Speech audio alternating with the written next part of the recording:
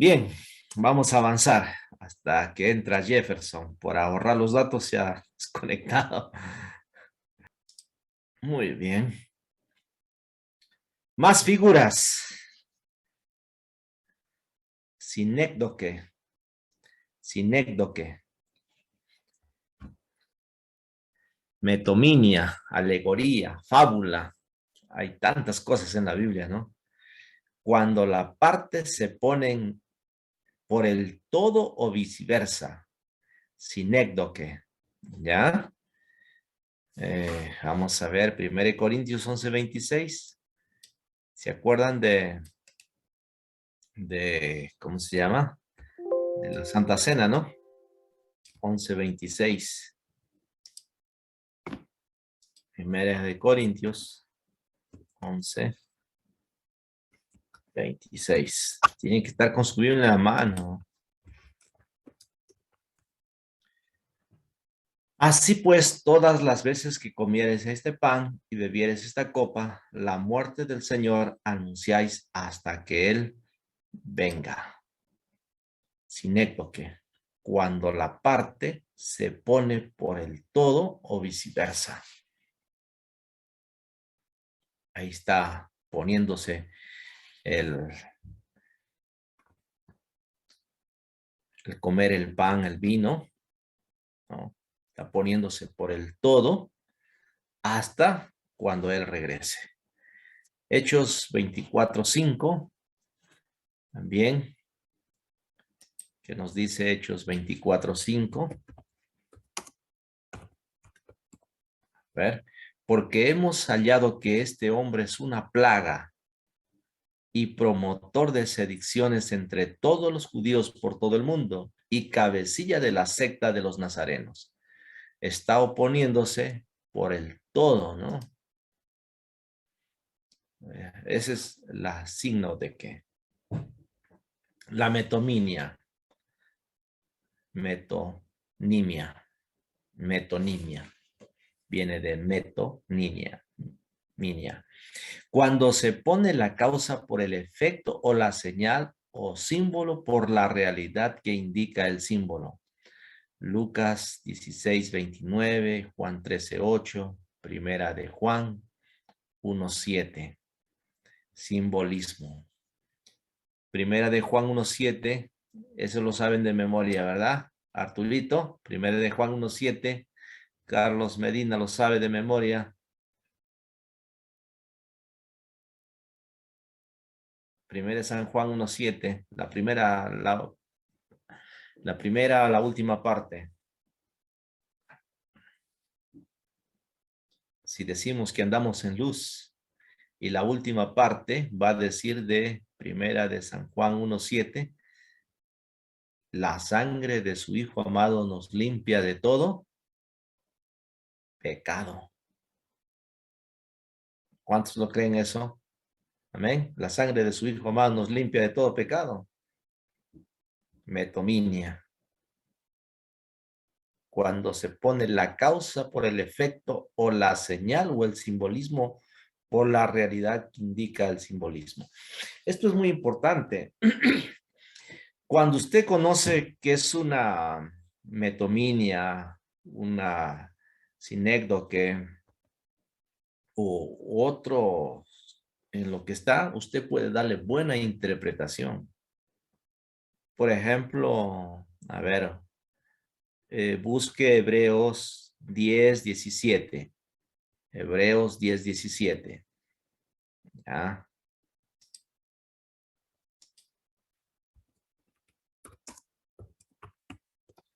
Hebreos 10:17 y añade, nunca más me acordaré de sus pecados y transgresiones. Nunca más me acordaré. ¿De qué? De sus pecados y transgresiones. ¿Quién lo dice? ¿Para qué lo dice? ¿Para quién esta promesa? Para mí. Entonces esto es muy importante. El, el día jueves de la semana pasada vine del cementerio y se me ocurrió entrar a visitar un hermano que él tiene su hotel. Nunca viene a la iglesia, pero siempre mm, cualquier cosa sí está llamando, ¿no? Para orar por su hija, por su terreno, por su enfermedad, así. Pero ya no me ha llamado último y entonces paré la moto y me acerqué y entré. Y él estaba así como perdido. Entonces cuando me acerco a su lado, le toco al hombro y le digo, ¿cómo está? Me mira y no me responde nada. Ya yo dijo, algo está pasando acá, ¿no? ¿Cómo está? Le digo de nuevo. Oh, pastor, me dice, ¿no? Gracias por visitarme. Mucho tiempo. Y entonces compartimos este texto de Hebreos 10:17. De lo que él estaba sentado, triste, terminamos la conversación, él se levanta y empieza a bailar. Él es de Huancayo. Empieza a dar su baile. Si esto es cierto, pastor, dice este texto, ¿no? Si esto es cierto, Dios nunca tomará en cuenta mis pecados. Él no se acuerda ni de mis pecados ni mis transgresiones. Y por eso estaba bailando de felicidad. Él lo tomó así. Wow. Literalmente. Si nosotros lo tomamos también literalmente, como dice acá, o también, como nos dice acá, una metonimia, ¿no? Una sinécdoque. Entonces, ¿qué hace? Ah, y si cometo un pecado más adelante, cuando tú lees Hebreos, vas a entender claramente, ah, nunca más se va a acordar de mis pecados. Ya hizo un sacrificio una vez para siempre. Entonces yo soy hijo, hija de Dios y valgo mucho. Él pagó, me compró, me rescató. Entonces no importa lo que pase de aquí para adelante. Dios me salvó. Jesucristo no es un perdedor. Él no pierde ni una oveja. Entonces cuando entendemos también primera de Juan 1:7, ¿a quién está hablando a quién está hablando Juan? A los cristianos, no está hablándoles a los inconversos. San Juan 1:9, primera de San Juan 1:9, lo sabemos de memoria. Si confesamos nuestros pecados, Él es fiel y justo para perdonarnos y limpiarnos de toda maldad. Hay cristianos pecadores. San Juan, primera de San Juan capítulo 2, ahí donde el 1 y el 2. Si habéis pecado, abogados tenemos. El abogado sabe cómo librarnos. Entonces, cuando usted conoce estas verdades, te hace sentir, estoy en el plan de Dios, en las manos de Dios. Entonces, sientes que le fallaste, ¿no? Te sientes mal, pero vuelves porque sabes, Él es mi abogado y Él va a trabajar para salvarme. Esto es muy interesante. Alegoría consta de varias metáforas unidas, representando cada una de ellas realidades correspondientes. San Juan 6:51 al 65. Esta es una metáfora. Yo soy el pan que desciendo del cielo, ¿no? Esta es una alegoría, diré ahí, que está diciendo, una alegoría, ¿no?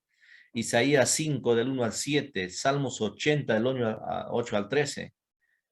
Una fábula. Una fábula es una alegoría histórica poco usada en la escritura. Ejemplo, dice acá, Segunda de Reyes 14:9. Vamos a buscar Segunda de Reyes 14:9.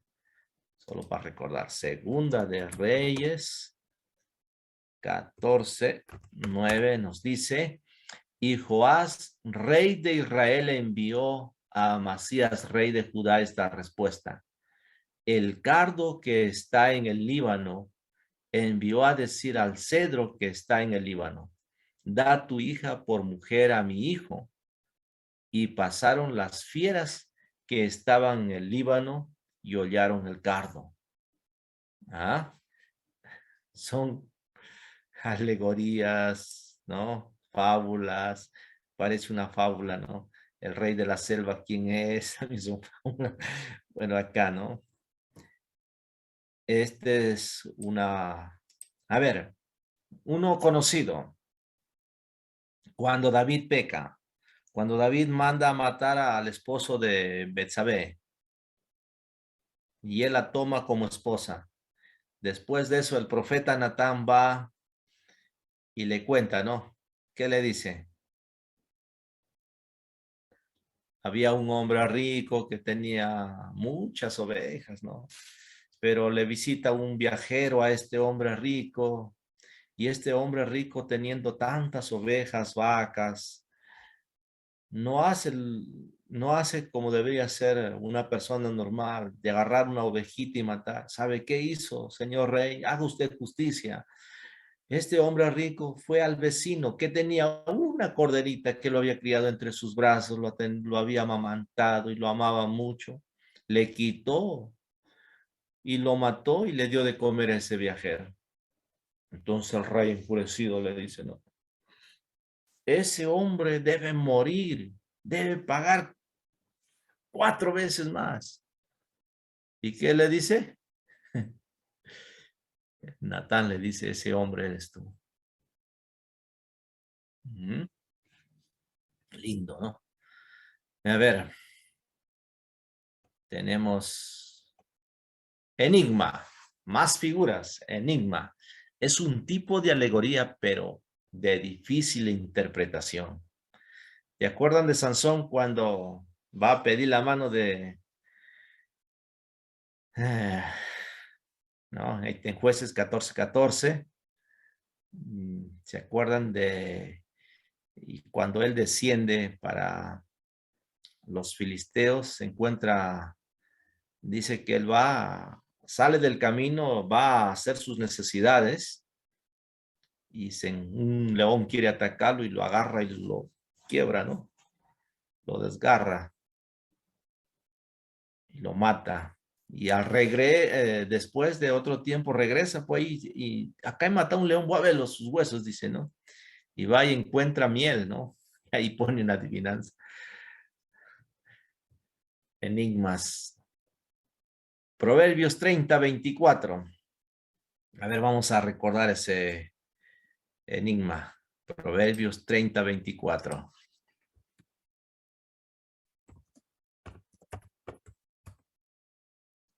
Ya lo encontraron. Puede leer el que lo encontró. 4 cosas son de las más pequeñas de la tierra y las mismas son las más sabias de los sabios. ¿Cuáles son? A ver, ¿quién me dice? 4 cosas son de las más pequeñas de la tierra y las mismas son las más sabias de los sabios. Las hormigas, pueblo no fuerte. Ya, Las hormigas, pueblo no fuerte, y en el verano preparan su comida. Los conejos, pueblo nada esforzado, y ponen su casa en la piedra. Las langostas que no tienen rey y salen por todas por cuadrillas. La araña que atrapas con la mano y está en palacio del rey. ahí está, ¿no? La araña, el conejo, las langostas y la hormiga. 4. Es un enigma, ¿no? Son las más pequeñas, pero nos dan grandes lecciones. Pastor, ese versículo que dice, pon tu pan sobre las aguas, es también medio enigmático. Claro, después de mucho tiempo la recogerás, ¿no? Sí, muy bueno.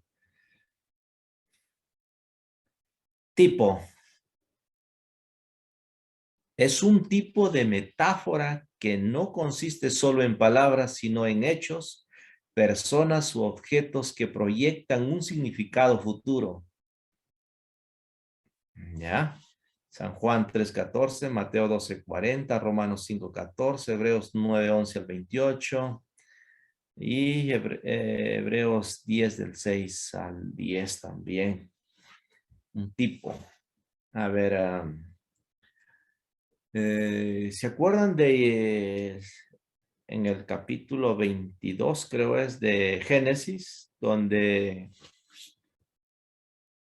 22, estoy bien, donde Isaac, Abraham quiere sacrificar a su hijo? Ese sacrificio es un tipo del Señor Jesucristo.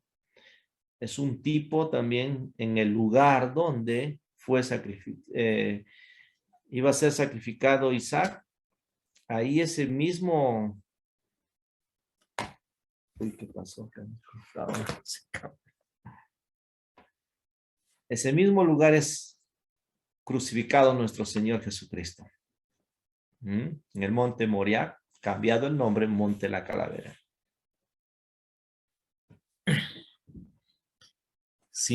Símbolo representa una cosa o hecho por medio de otra cosa o hecho familiar que arroje luz sobre el significado del concepto original. Apocalipsis 5:5, Apocalipsis 6:2, Mateo 10:16, Mateo 16:19, Lucas, Romanos, Corintios también, ¿no? Representa una cosa o hecho por medio. Uno facilito de entender. El pan y el vino. ¿Qué representa el pan? El cuerpo de nuestro Señor Jesucristo que fue desgarrado, partido, desfigurado, ¿no? La sangre, no, el vino, ¿qué representa? ¿Qué representa, Arturito, el vino? Activa tu micrófono, activa, para escuchar al grillo. La sangre de Cristo. No, el nuevo pacto simboliza. Sí, la sangre de Cristo también. La sangre de Cristo, ¿no? Sí. El nuevo pacto. Parábola. Es una narración alegórica que usa símbolos terrenales y conocidos para ilustrar verdades celestiales y eternas. ¿No? Wow. Una parábola. Por ejemplo, el rico y el Lázaro. Han investigado el rico y el Lázaro, que cuando muere Lázaro va al seno de Abraham y cuando el rico muere va al infierno. Al Hades, dice la Biblia exactamente ahí, y que pide una gota de agua y se le niega, ¿no? ¿Ese es hecho real o es una parábola? ¿Qué es? ¿Qué dicen?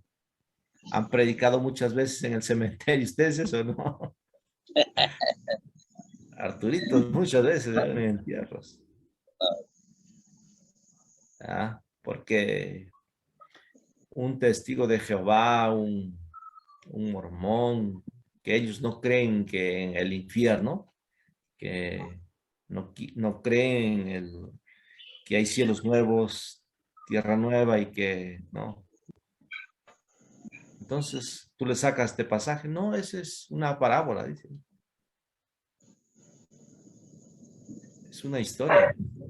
Entonces yo les digo, si es una parábola, ¿qué es una parábola?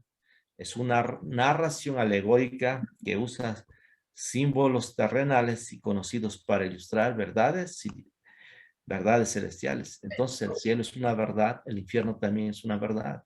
Y lo que va a acontecer y va a pasar esto es una verdad. Entonces le saco 1 Tesalonicenses capítulo 4, donde los muertos en Cristo resucitarán y nosotros los que estamos vivos. A eso no me han enseñado, dice ella. Eso no me han enseñado. Entonces te viene a enseñar solamente lo que les conviene. Así, entonces, vamos, se van. No quieren escuchar. Pero si escucharían, dice, mis ovejas oyen mi voz. yo les puse, otra vez vinieron, otro grupo, les puse una condición. Miren, yo voy a controlar cuántos minutos me hablan y después también quiero esa misma cantidad de minutos, quiero que ustedes me escuchen.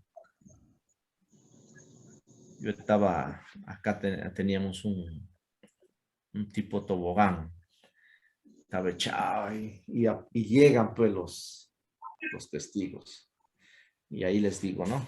Yo quiero escucharles, pero también quiero que ustedes me escuchen después. Entonces, lo que el tema empezaron a tratar, ese mismo tema le empecé a explicarles con la Biblia, despacio, lentamente, y para que crean en el Señor Jesucristo y para que vean si están en Jesucristo y tengan la vida eterna. Uno dejó, se fue, y el otro dijo, no, yo me quedo, yo voy a escuchar. Así era nuestro compromiso. Y lo dejó al otro, y el otro estaba por allá, por la esquina, y regresó de nuevo. Agarrarle de la mano y llevarle. Le dijo, déjeme, yo quiero escuchar. Y se quedó escuchando. Se quedó escuchando. Y terminamos los 40 minutos. Y el otro ya se había ido renegando. Pero qué lindo es cuando entienden, escuchan la palabra del Señor. Más figuras. Ya acabamos. Pastor, hay tanto, ¿no? Sí, bastante. Antítesis. Contraponer dos conceptos opuestos para resaltar la verdad. Y miren, hay unos pasajes ahí. Por el tiempo no estamos revisándolo, ya solamente usted ya ha terminado el seminario, el instituto, entonces ya estamos recordando. Antítesis. Contraponer dos conceptos opuestos para resaltar la verdad. Antítesis. Tesis es el resumen de un estudio. Tesis. ¿Ah? Por ejemplo, la tesis de la justificación, podemos decir. La tesis de la salvación. O sea, resumido nada más. Antítesis, o sea, contraponer los conceptos de la tesis para resaltar una verdad. A ver, un ejemplo que me entiendan. A ver, ¿cuál es su frase de Castillo? Carlitos. No Un más pobres, país, no más pobres de un país rico. ya. Hablando de riqueza, el oro, ¿no? ¿Cuánto vale un gramo de oro? Ya se averiguó, Carlitos, porque tienes que comprar el anillo, ¿ah?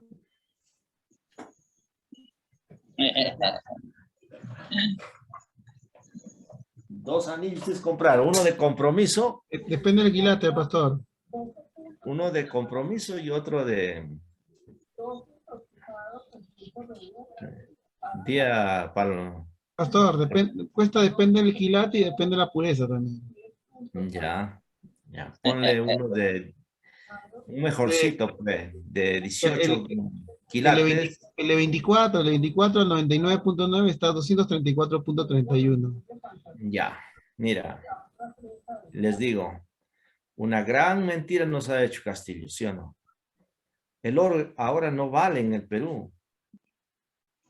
¿Qué vale más? Una oportunidad lo escuché a Alan García. El oro no vale en el Perú. ¿Qué vale? Los chinos nos traen un celular. No pueden verlo, ¿no? Ahí está el celular. ¿Cuánto vale un celular? Más que el oro, ¿verdad? Con oro, antes se ponían los dientes. Yo tenía oro en mi diente todavía. Mi mamá me regaló un... Y lo llevé y pagué al dentista. Arturo creo ha visto todavía mi diente de oro, ¿no?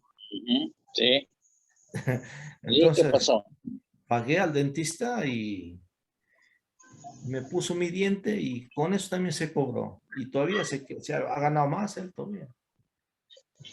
En Bolivia me sacaron mi diente y con eso pagué para que me ponga un postizo, otro. Entonces,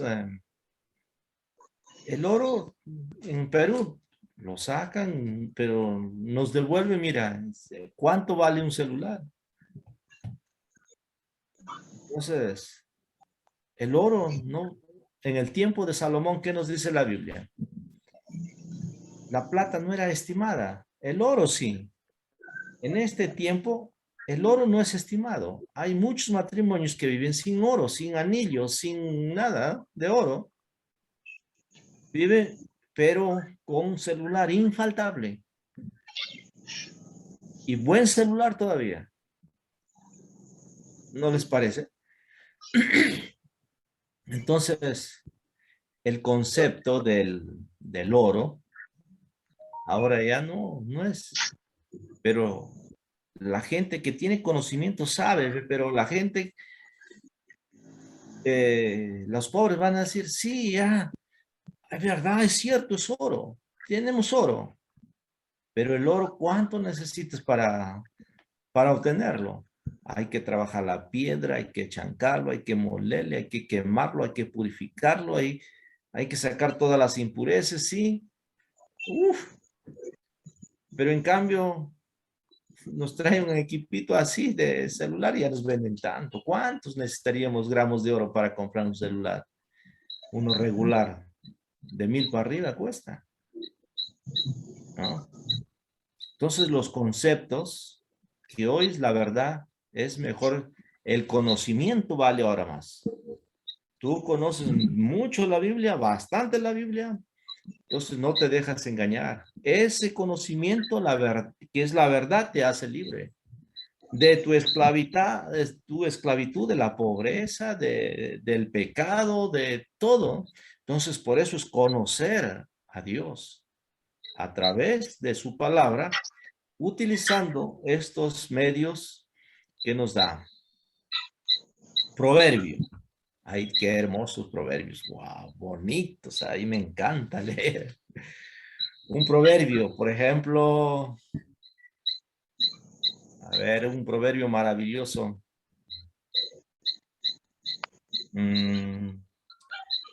¿Quién se acuerda un proverbio? A ver, dígame un proverbio en la Biblia. Ahí hay varios. Proverbios 1 del 2 al 6, Lucas del 4 al 23, Marcos 6, 4.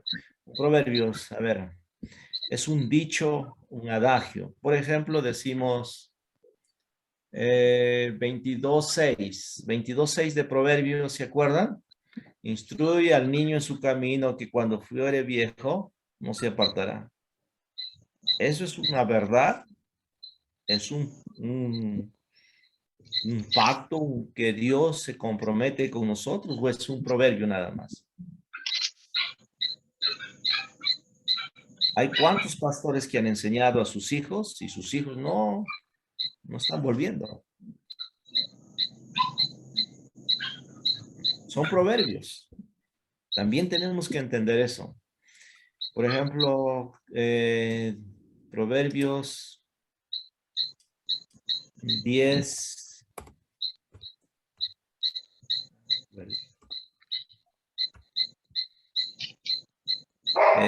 Proverbios 10:3. Jehová no dejará padecer hambre al justo. Qué lindo proverbio. Jehová no dejará padecer hambre al justo. Hermoso proverbio, ¿no? Pero hay muchos cristianos, misioneros también, han sufrido hambre.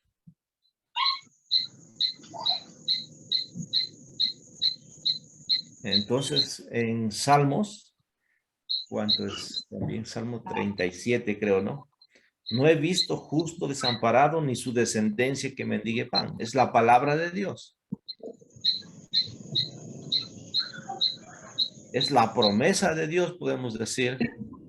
Entonces, sé justo. Tú no vas a cambiar la situación. Hasta Jesús sufrió hambre. no por la necesidad, sino porque ayunó, ¿no? Pero también cuando murió, también sufrió hambre, no pudo comer, hasta sintió sed. Es justo nuestro Jesús. Entonces tenemos que entender bien para explicar, ¿no? ¿Qué dice Carlito? Está rascándose a los pocos pelos que Acróstico. Que me acomodo el poco que queda ya. Acróstico, ¿no?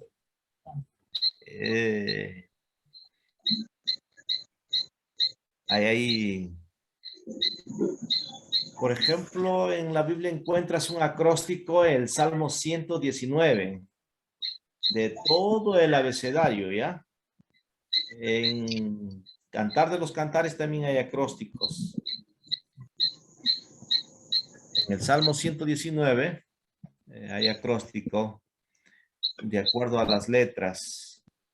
Cada verso también se refiere a alguna palabra hebrea, la que al traducirlo a nuestro español no sale como quisiéramos, pero ahí sale.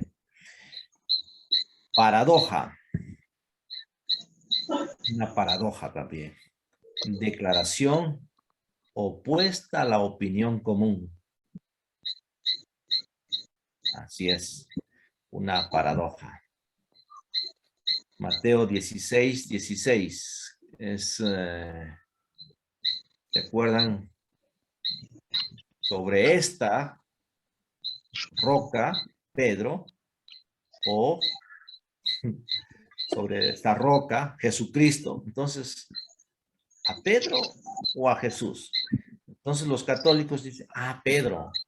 El otro dice, sobre Jesús. Entonces estamos en ahí, esa paradoja, ¿a quién se estaba refiriéndose?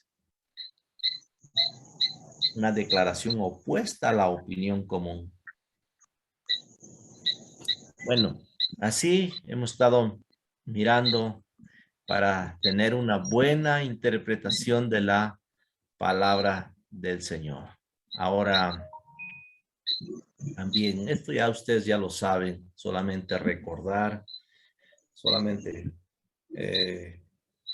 algunos ejemplos, géneros literarios, la ley, Pentateuco, Penta de cinco libros, desde Génesis hasta Deuteronomio, profecía, ¿no? Libros que abarcan los profetas. Hay poesía también, proverbios, salmos, libros poéticos, ¿no? También algunos está considerado Job, Cantar de los Cantares, salmos, ¿no? Eclesiastés también, libro de poesía, historia, Josué, Jueces, Crónicas, Reyes, Hechos. Solamente ahí están unos ejemplitos nomás, por el espacio donde he puesto todo. Sabiduría, Eclesiastés, Job. Evangelios, Mateo, Marcos, Lucas, Juan. Algunos también que toman otro evangelio el evangelio de Lucas, se dice, ¿no? A Hechos de los Apóstoles. O al evangelio de Juan, que se refiere también a las cartas de primera, segunda y también Apocalipsis. Nosotros lo conocemos más apocalíptica, Apocalipsis. A Daniel, Ezequiel, Apocalipsis. Epístolas o cartas, epístolas, cartas, ¿no? Corintios, Efesios, todas las cartas del apóstol Pablo, pues. ¿Cuántas cartas? Con todo Hebreos que dicen, 13, ¿no? Narración. Están los evangelios, hechos también, historia. Entonces son géneros, ley, profecía, por historia, sabiduría, evangelios, epístolas, apocalíptica, narración, ¿no? Muy bien. ¿Hasta acá alguna pregunta?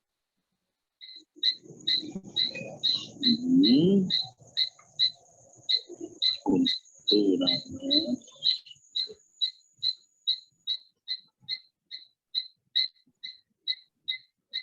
Está bueno el sapito o el grillo.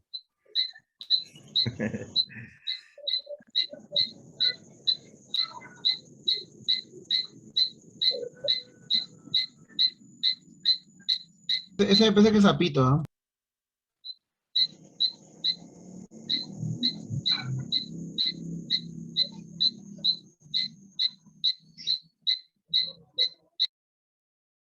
Es sí, sapito. Jefferson, ¿cómo estamos? ¿Alguna pregunta? ¿Ya estás en casa o sigues manejando? No, estoy aquí en carro. Estaba pasando por un lugar sin señal, casi 20 minutos, creo, lo que he demorado en conectarme, pastor, disculpe. Ya, muy bien. Entonces, vamos a la práctica. ¿Qué les parece? A la práctica, ¿no? Entonces, vamos a terminar con la práctica.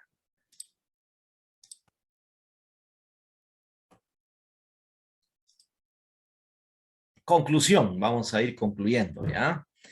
La meta de la hermenéutica es dejar que la Biblia diga lo que tiene que decir aquí y ahora. Así dijo Juan Calvino, ¿ya?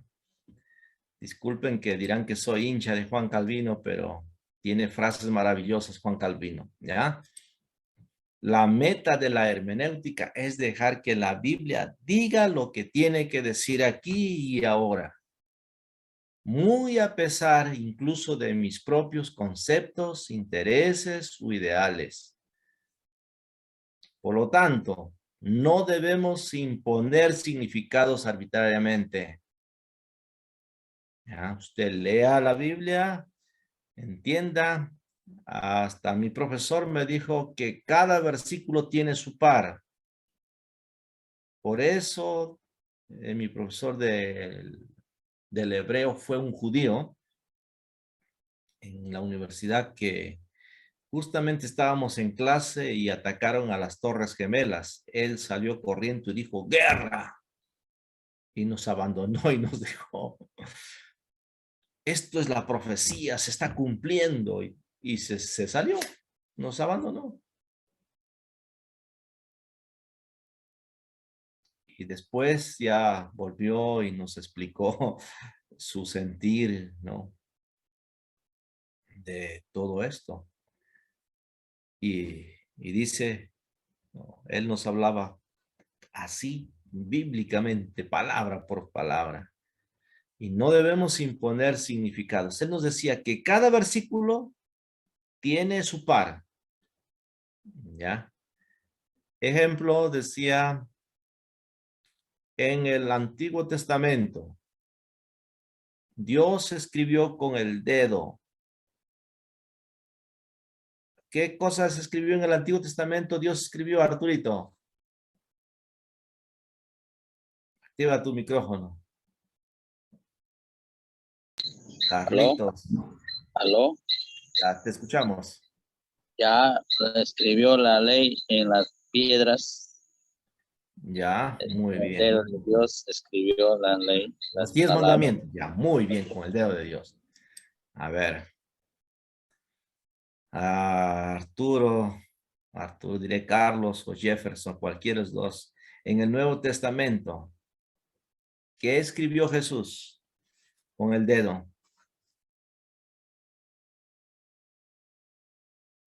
Hasta algún día usted predicó eso y me estoy tratando de acordar. ¿Así?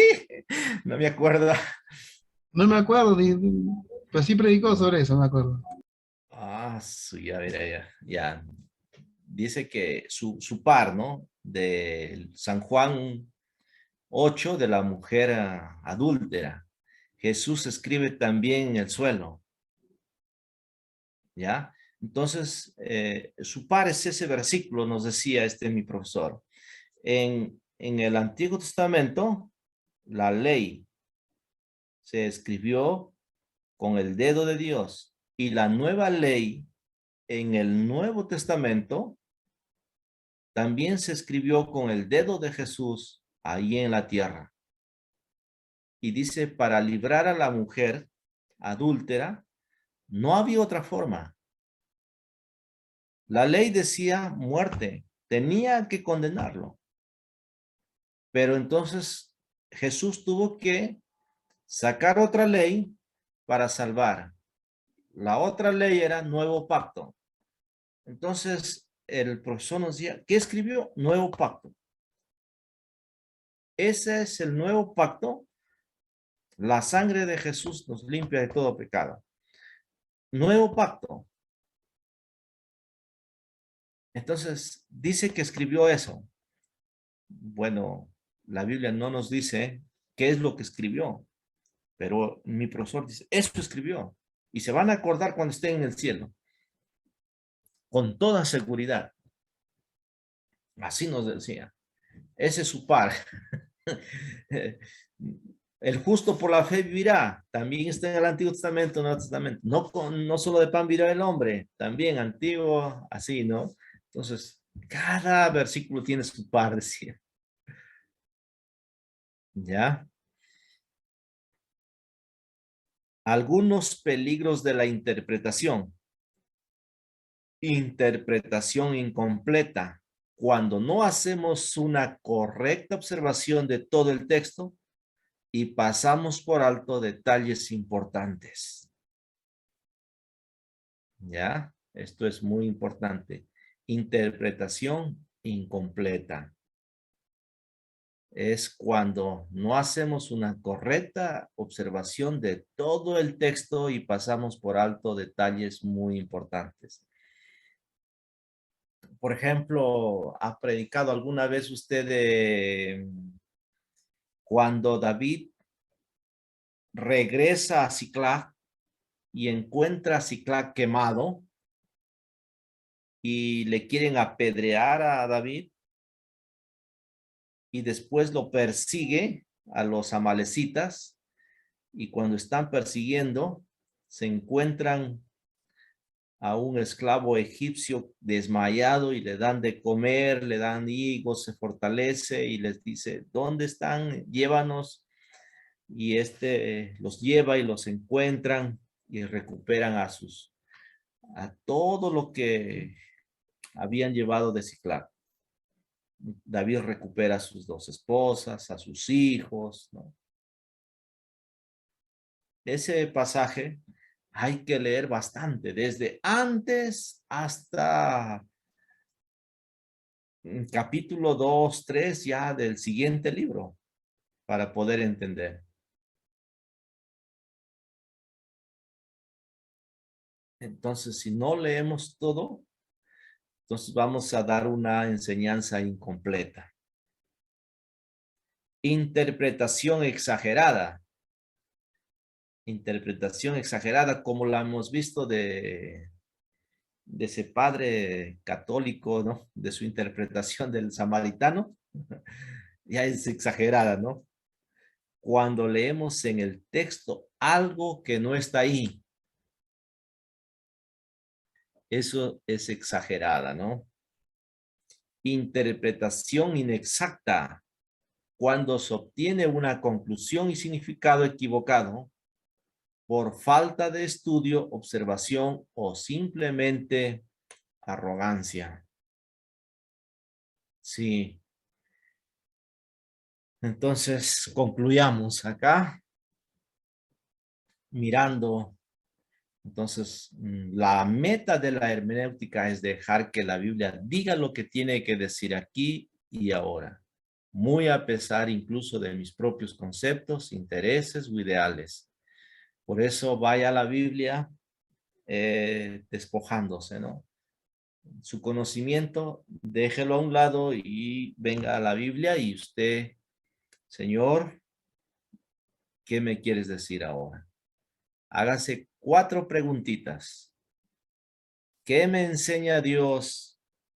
¿Qué me enseña Dios en este pasaje? ¿Qué me quiere decir el Hijo, el Espíritu Santo?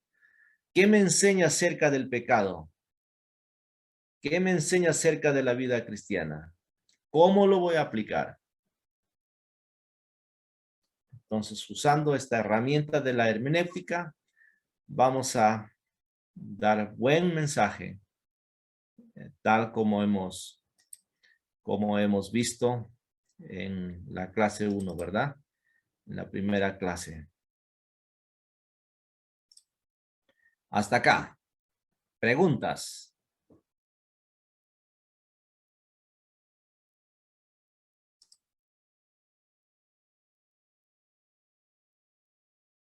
¿No hay preguntas?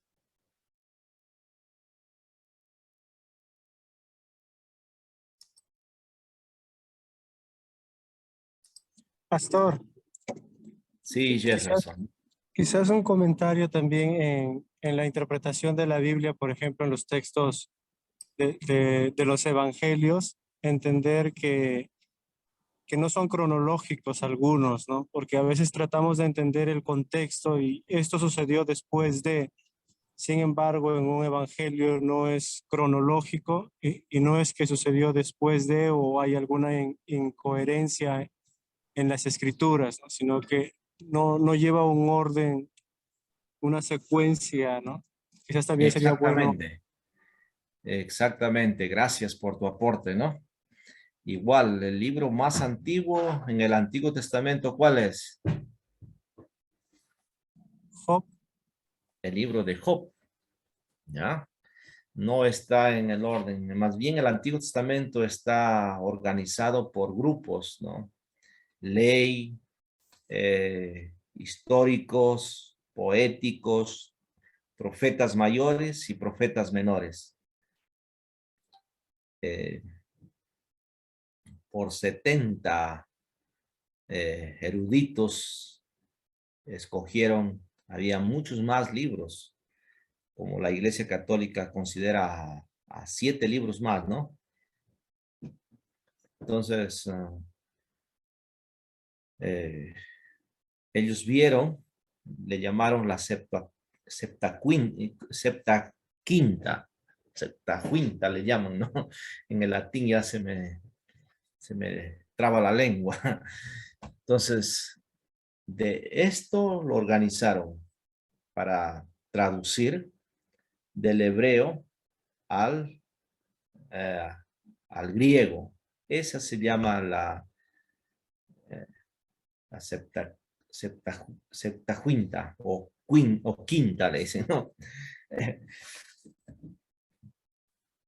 Bien, a ver, si alguno habla, hable conforme a las palabras de Dios. Si alguno ministra, ministre conforme al poder que Dios da para que en todo sea Dios glorificado por Jesucristo, a quien pertenece la gloria y el imperio por todos los siglos. Amén. Esta es nuestra base de la hermenéutica. ¿Ya? Entonces, ahí hemos tenido lo maravilloso. Muy bien. A ver, el pasaje de Primera de Samuel, capítulo 30.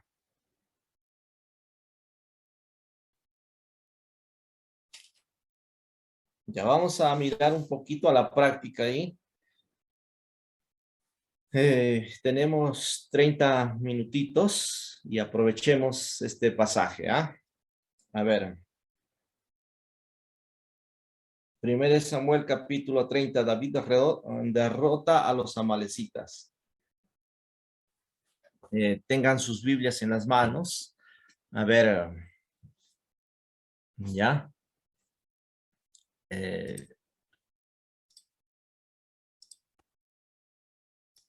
Lo voy a compartir, ¿ya? A ver. Primera de Samuel 30. Este es un pasaje muy maravilloso. Dice, cuando David y sus hombres vinieron a Siclag al tercer día, los de Amalek habían invadido el Neguet y a Siclag, y habían asolado a Siclag y le habían prendido fuego, y se habían llevado cautivas a las mujeres y a todos los que estaban allí, desde el menor hasta el mayor, pero a nadie habían dado muerte, sino se los habían llevado al seguir su camino. Vino pues David con los suyos a la ciudad, o sea, habían salido con los suyos para acompañar a los filisteos para que peleen contra Israel. Ya había salido y entonces el rey de los filisteos les dice, no, no, no, por favor.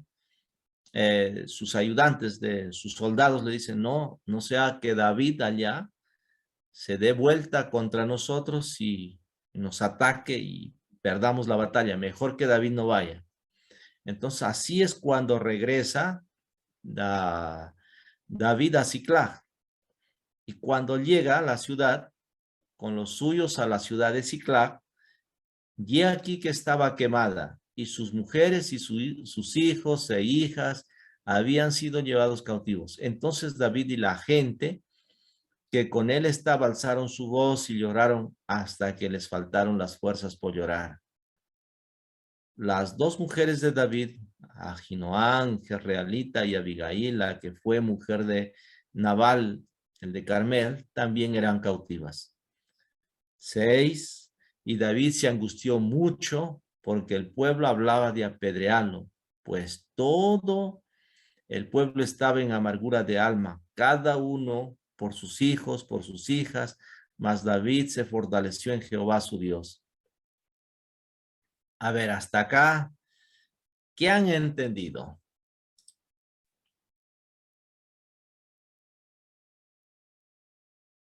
Ahora vamos a pensarla homiléticamente. Es un hecho real, histórico.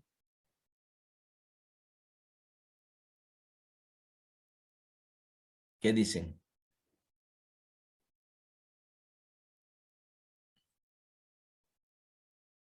Este es su sermón para el domingo, ¿ah?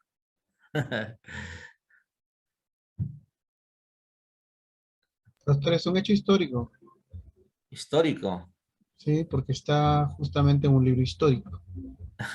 Buena, buena, buena. Ya. Jefferson, ¿qué dice? Histórico, pastor. Histórico, ya. Pero es un hecho real, ¿no? Que por los años que ha pasado ya se cuenta como historia, ¿no? En un libro que está contando la historia. El libro de Hechos de los Apóstoles cuenta la historia de la iglesia. Aquí está contando la historia real del pueblo de Israel, la historia real de David, ¿no? Él regresa, todo está quemado. ¿Por qué permitió Dios que lo quemaran a su pueblo? Allí, a su casa. ¿Se ha puesto a pensar?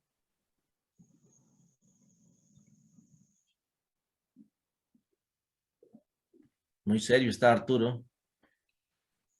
Porque David estaba queriendo pelear con su pueblo. ¿Aló? Sí, sí, te escuché. Porque David estaba queriendo pelear contra su mismo pueblo, queriendo ayudar, haciendo su voluntad. Miren cómo Dios trabaja, ¿no? Para cumplir su plan, su meta, ¿ya? A veces nosotros no entendemos claramente, pero aquí vemos a Dios que está en control. Dios tiene todo planificado. Miramos una desgracia. Pobrecito David. Perdió su casa. Llega a Ciclá, huele a humo, huele a quemado. Llama a sus hijos, mi amor, también llama a su esposa. ¿no? Abigail, ¿cómo se llama la otra mujer? Y nadie le responde, llama a sus abuelos, llaman, no hay nadie quien le responda. Todos, hasta los perros, a las mascotas se habían ido siguiéndolos a sus amos. Nada, ni animales, ni ovejas, humo nada más. ¿Por qué? Si David era tan bueno, tan maravilloso, ¿no? Y pierde todo. ¿Qué me quiere enseñar Dios acá? ¿Qué nos quiere decir? Entonces, no entiendo bien, entonces yo tengo que leer antes, continuando hasta el siguiente capítulo, tengo que leer. Pero las cosas no suceden así por así. Esta es una gran enseñanza acá.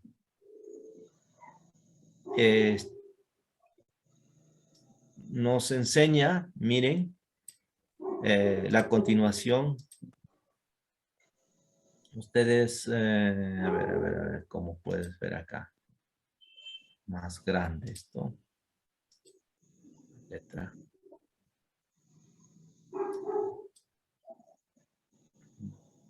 Acá creo. Ponerlo 200. Ahí está mejor. Ya, versículo 8. Y David consultó a Jehová diciendo, perseguiré a estos merodeadores, los podré alcanzar. Y él le dijo, síguelos, porque ciertamente los alcanzarás y de cierto librarás a los cautivos. Partió pues David, él y los 600 hombres con él que estaban y llegaron hasta el torrente de Besor, donde se quedaron allí. Y David siguió adelante con 400 hombres porque se quedaron atrás 200, que cansados no pudieron pasar el torrente de Besor. Miren, acá hay algo muy importante. ¿Cuántos eran en total? ¿Cuántos eran en total? 600 hombres. Llegan al torrente de Besor y ahí, ¿no? Se quedaron 200. ¿Cuántos van adelante? 4. 400 hombres. ¿Ya? Y hallaron el camino, se avanzaron los 400 ya, y hallaron en el campo a un hombre egipcio, el cual trajeron a David y le dieron ropa, le dieron pan, comió y le dieron de beber agua. Y le dieron también un pedazo de masa de higos secos y 2 racimos de pasas.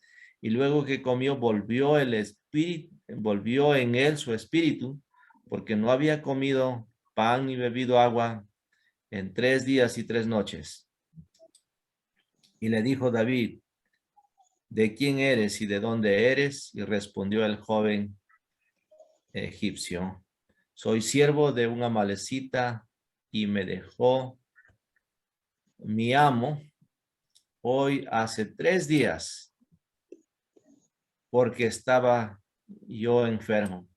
Pues hicimos una incursión en la parte del Neguet que está que es de los cereteos y de Judá, acá, de Judá, y al Negüe de Caleb, y pusimos fuego ¿a dónde? A Siclag.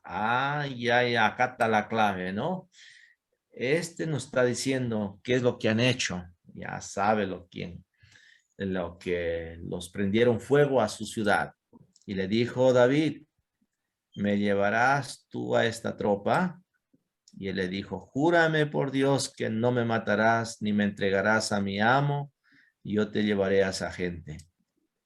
Le llevó pues, y aquí que estaba desparramado sobre toda aquella tierra, comiendo y bebiendo, haciendo fiesta por todo aquel gran botín que habían tomado de la tierra los filisteos y la tierra de Judá, y los hirió David desde aquella mañana hasta la tarde. Acá también hay otro muy importante. Miren, los hirió David desde aquella mañana hasta la tarde del siguiente día. Lo voy a resaltar, miren ya. Ahí está resaltado, ¿se nota el color o no?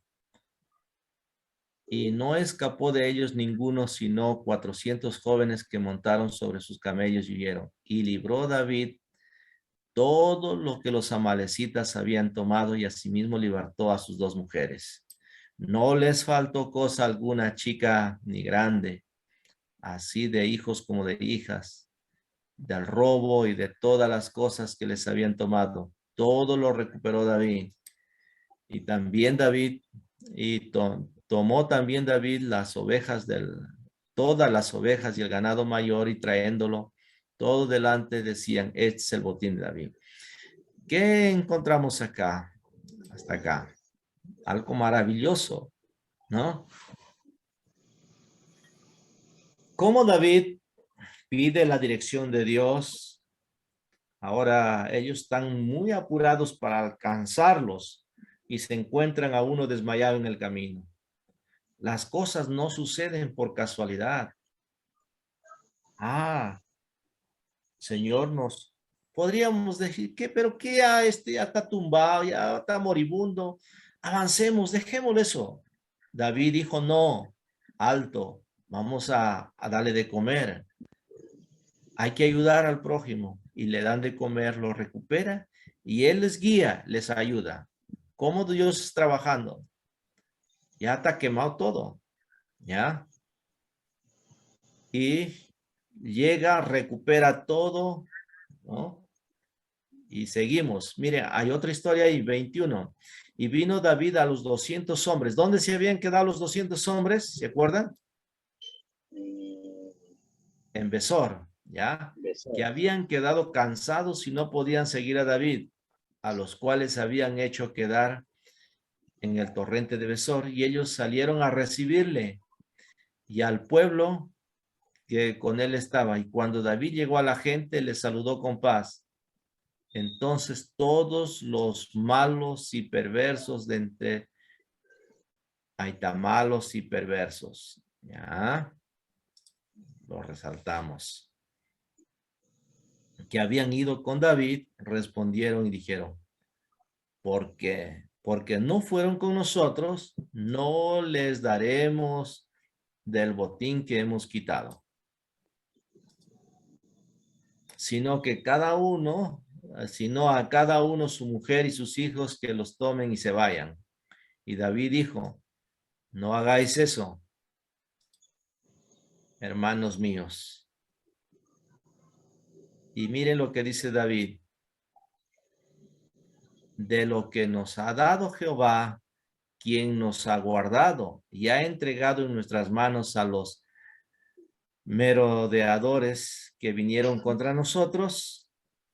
¿Y quién os escuchará en este caso? Porque conforme a la parte del que desciende a la batalla, así ha de ser la parte del que se queda con el bagaje. Les tocará parte igual. Desde aquel día en adelante fue esto por ley y ordenanza en Israel hasta hoy. ¿Qué dicen ustedes? ¿Es justo? Ya se quedaron cansados cuidando el bagaje y los otros. Del punto militar, decía el hermano Aleman acá, es correcto, porque está trabajando, está cuidando el bagaje, dice, ¿no? Pero el corazón de estos hombres malos y perversos, dice, no, ellos son cobardes, se han quedado, no han podido avanzar con nosotros, son débiles. Entonces no podemos darles, solamente démosles su mujer y que se larguen. No pertenecen a nuestra cuadrilla. Y David, ¿qué dice? No hagáis eso, hermanos míos. ¿Ya? Ahora la pregunta es a ustedes, hermanos. ¿Por qué dice David esto así?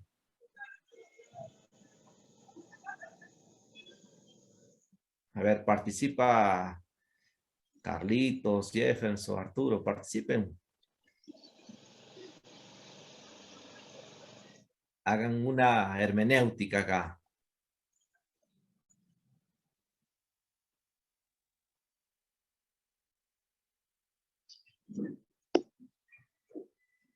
Porque David tenía un corazón como de Cristo, de Dios.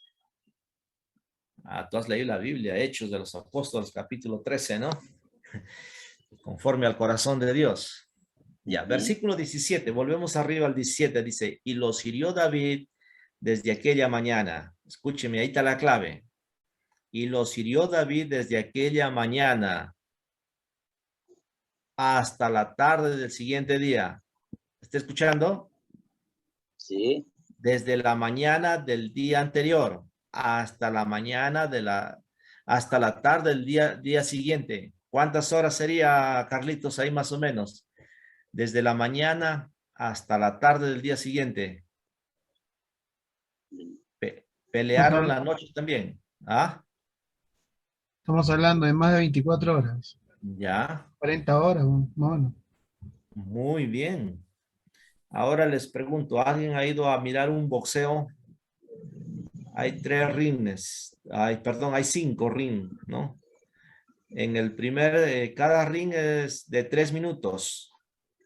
El primer minuto lo vemos con toda la fuerza del boxeo. No. Pero al tercer, como dice, la tercera pelea, el boxeador a las justas levanta su mano como cansado, débil. Entonces sería 3, 6, 9 minutos. Al último round ya no puede ni justas levanta el brazo, cansado. Imagínate pelear con la espada desde la mañana hasta la tarde del siguiente día. Ahí está la clave. David reconoce acá que no es por mi fuerza, no es por mí. La victoria no lo han obtenido por mí. ¿Lo han obtenido por quién? Por Dios. Mira lo que dice abajo. A ver.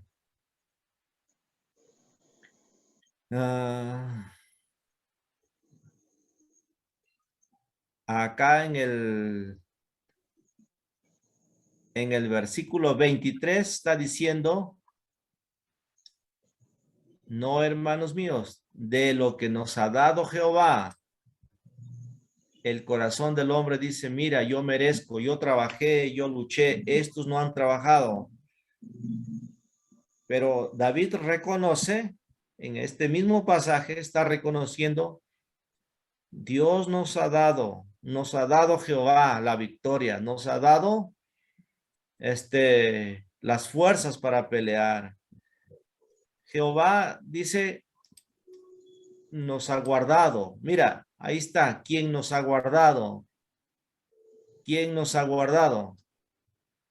Y ha entregado en nuestras manos a estos merodeadores. ¿Se ha dado cuenta? ¿Por qué David dice? David reconoce, no es por nosotros, es por la mano de Dios. Jehová nos ha dado, Jehová nos ha guardado, Jehová ha entregado a estos enemigos en nuestras manos. Por esta razón, hay que darle a ellos estaban cansados. El corazón de David era diferente al corazón de estos malos y perversos. ¿Cómo es tu corazón al compartir la Biblia? Al compartir el mensaje. ¿Ya? Ahora podemos pensar, ¿por qué Dios quemó la ciudad de Siclag?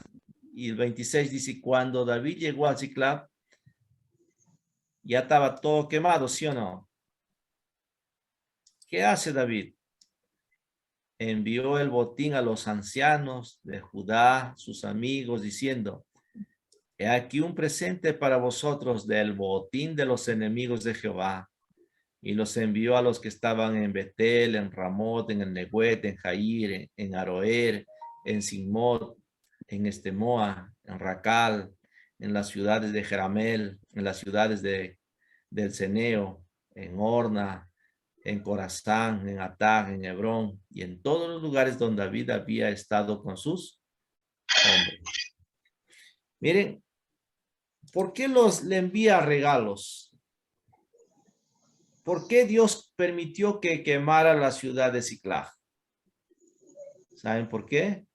Después tú lees este capítulo de acá al 31, vemos que ya murió Saúl, murió sus hijos. ¿Quién lo perseguía a David? Saúl. Ahora Dios le ha quemado la ciudad de Siclag. ¿Para qué? Para que ya no quede ahí, porque si seguía la ciudad, David volvía a su comodidad en Siclag. Y el plan de Dios no es que te quedes ahí en Siclag. El plan de Dios será que David había sido escogido, llamado para, ha sido ungido para ser ¿qué? Rey. Entonces tiene que venir ¿a dónde?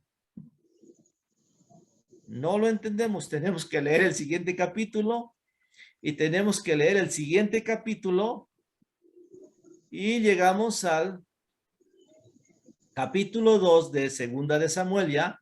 Después de esto aconteció que David consultó a Jehová. ¿Te acuerdas que consultaba también allá? Los perseguiré, dijo, diciendo, subiré a alguna de las ciudades de Judá. Y Jehová le respondió, sube David. Volvió a decir, ¿a dónde subiré? Y él le dijo, a Hebrón. Y subió allá, y con él sus dos mujeres, ¿no? Llevó también David consigo a los hombres que con él había estado, cada uno con su familia, los cuales moraron en las ciudades de Hebrón. Ah, ya entiendo, ahora sí, cómo Dios ha trabajado quemando la ciudad. Dios es bueno. ¿Me entendieron? ¿Me entendió Carlitos o no? Prenda su micrófono. Amén. Entonces hay que, Sí, a pastor. veces, leer varios capítulos para poder entender. Si nos quedamos solamente ese capítulo del 30, no entendemos tan claro, ¿no? Entonces la hermenéutica a veces nos demanda a leer un solo capítulo. Entonces cuando yo digo como pastor, lean un capítulo diario de la Biblia,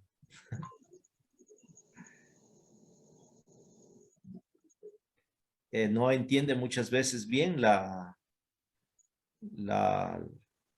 los creyentes. Entonces yo cuando empecé a leer este capítulo, entonces no paré hasta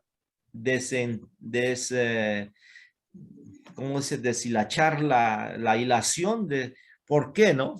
Entonces cuando tú lees, entiendes, ya, Dios trabajó quemando, Dios permitió que quemara esa ciudad, porque si no, David se quedaba ahí y no está llamado para ser ahí, sino para ser rey. Entonces, Dios le dio grande botín también para que envíe. Y David reconoce, ¿no? Fue Dios quien nos ayudó. Él trabajó, Él nos guardó, Él nos dio gran victoria. Wow. De ahí ya lo sacan ustedes la aplicación y la conclusión para el domingo. ¿Qué les parece? Amén. Pero no ha notado nada, Carlitos, tú, ¿eh? Está muy Sí, Sí, pastor. todo está quedando grabado, ¿no? No te preocupes, ya lo vamos a enviar.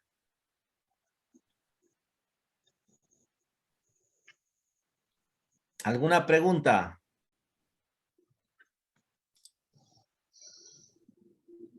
Antes de terminar, nos quedan 5 minutos.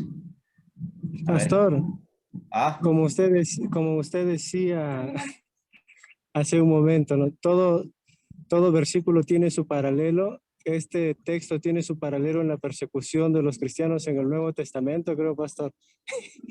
Si se quedaban en Jerusalén, ya no salía el evangelio. sirve mucho. A ver, ya, 1 minuto cada uno. ¿Cómo nos ayuda este curso de la homilética para aplicar en nuestro ministerio en las iglesias? Pueden compartir.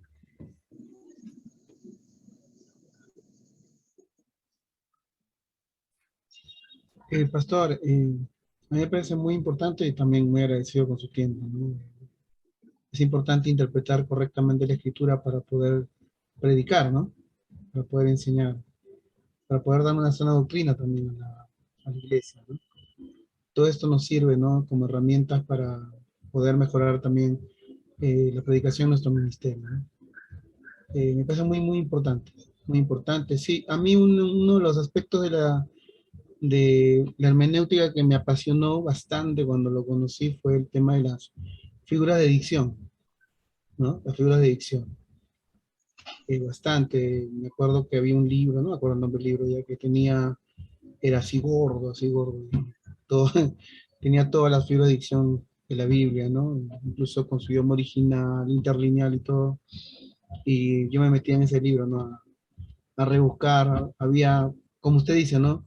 Hay más figuras de dicción, hay un montón más, con un montón de nombres técnicos, ¿no? Y es emocionante, ¿no? Es apasionante, ¿no?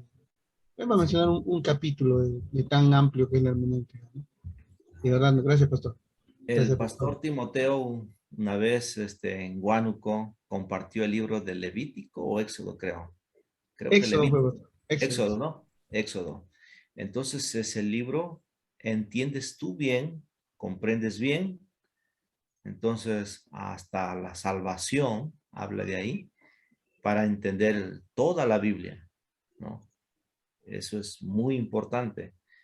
Eh, ¿Ya? Entender, comprender la hermenéutica nos ayuda bastante. Entonces, por ejemplo, tú estudias el tabernáculo, la carpa, eh, en el desierto, Dios en medio del pueblo. También está la carpa en medio, pero del capítulo 33 de Éxodo, el campamento no viene a estar en medio del pueblo, sino fuera ¿no? Fuera del campamento. Y Moisés iba y hablaba y la nube bajaba. También tiene su significado todo eso, porque Dios en medio de su pueblo, en medio del tabernáculo estaba ahí y las demás tribus acampaban alrededor. En cambio, ahí hacen el becerro de oro un capítulo anterior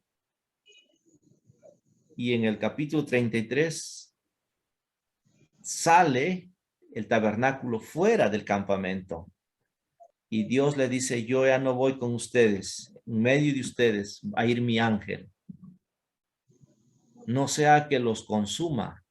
Y Moisés lucha orando como un amigo cara a cara y le dice, tu presencia es más importante en mi vida.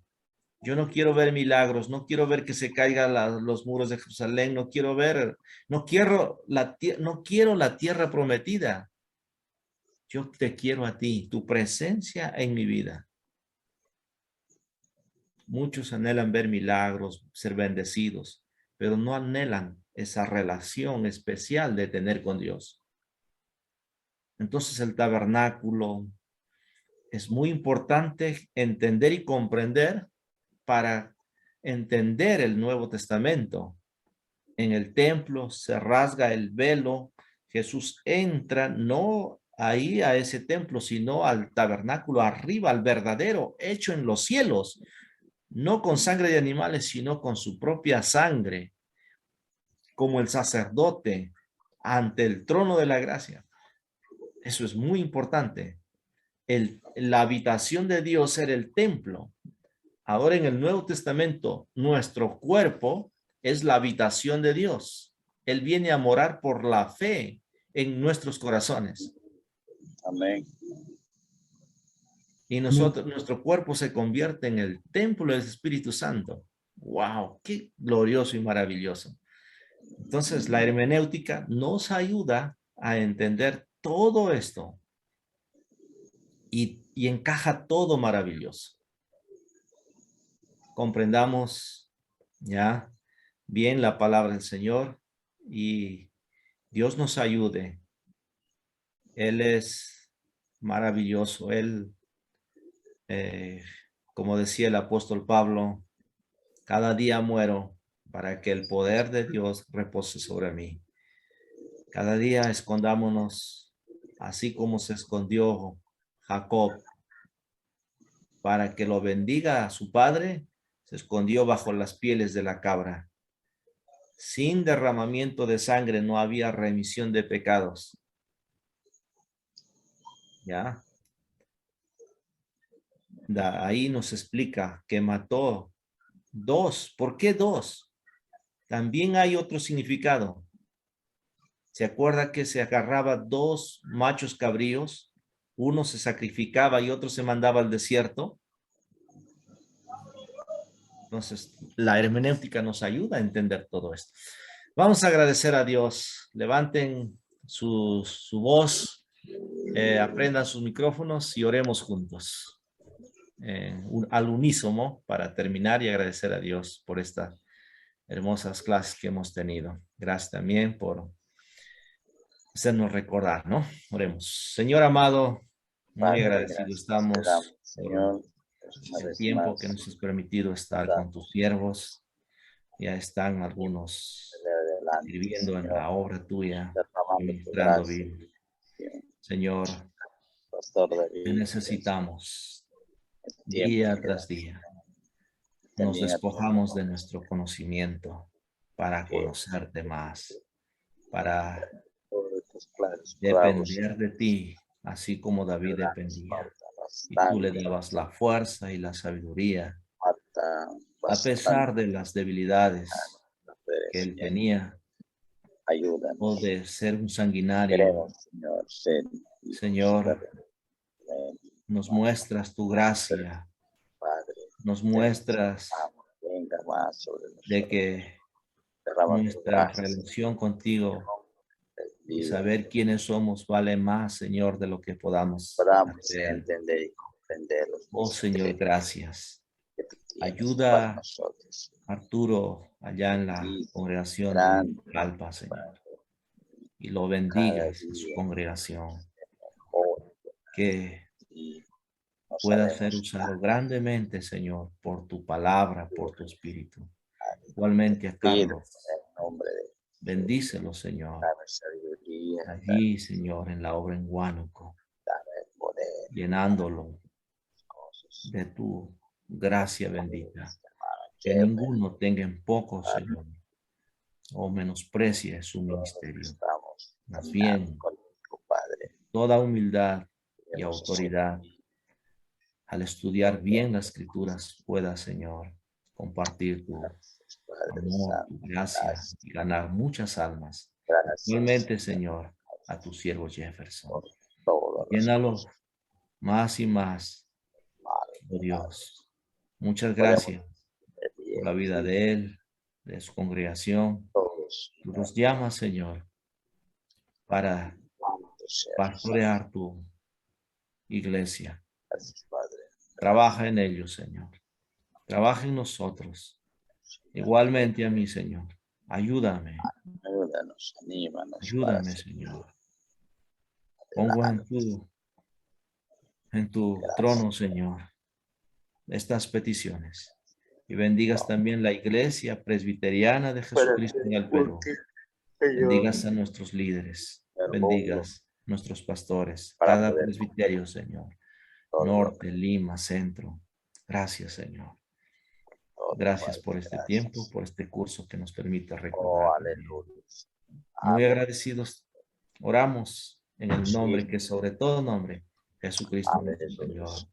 Amén. Amén. Amén, Señor. Amén. Muy bien. ¿En los otros cursos ha habido examen o no? No, todavía. Un repaso nomás, ¿no? Pasa Ya, nomás. listo. Ya estaremos Bien. entonces en la entrevista personal, directa, ¿no? Presencial también. Los amo. Sigamos orando unos por otros. Ya. Amén. Dios Cualquier bendiga. Ya. consulta, cualquier pregunta, también compartamos. Cualquier preocupación, comparta. ¿Ya? No no se quede ahí con la duda o consulte, ¿ya? También a nuestros pastores consultemos, ¿ya? Muy bien, gracias a todos. Ya. Gracias, Pastor Timoteo. Gracias por este tiempo precioso que hemos tenido. Dios les bendiga grandemente. Saludos a Noemí, a Jefferson Trujillo. ¿De qué iglesia? ¿Del Pastor Sangilí? Yo estoy en Iglesia Luz de Amor, pastor, con Pastor Gabriel Alvarado. Ya, también es de la selva de Tingomaríos. Saludos Sí. ahí a Gabriel, ¿ya? Oh. Muchas gracias. Arturito, saludos allá a Mónica, a toda la congregación. Bendiciones. Amén. Ya.